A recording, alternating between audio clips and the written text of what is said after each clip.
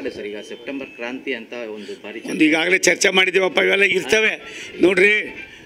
September ಕ್ರಾಂತಿ ಆಯ್ತದೋ ಮತ್ತೊಂದು ಆಯ್ತದೋ ಮಗದೊಂದು ಆಯ್ತದೋ ಕಾಂಗ್ರೆಸ್ನವರು ಹೆಂಗೆ ನಡ್ಕೋತಾ ಇದ್ದಾರೆ ಅಂತ ನೀವೇ ನೋಡ್ತಾ ಇದ್ದೀರಿ.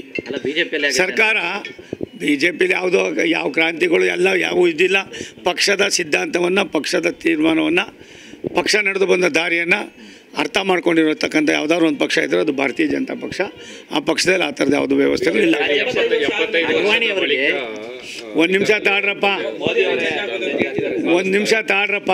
ಎಲ್ಲ ನೀವೇ ಸೃಷ್ಟಿ ಮಾಡಿಕೊಂಡು ಏನೇನು ಬೇಕೋ ನೀವೇ ಹೊಡಿತೀರಿ.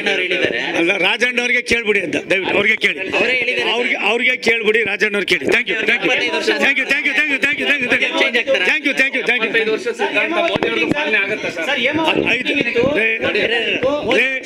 ತಾಳಪ್ಪ. ಇಲ್ಲಿ ಏನು 35 ಅಂತ ಎಲ್ಲಿತ್ತು ನಿನಗೆ? 5ನೇ ತಾರೀಕು ಕರೆದಿದ್ದಾರಲ್ಲ, ನಾವು ಹೋಯ್ತೀವಿ.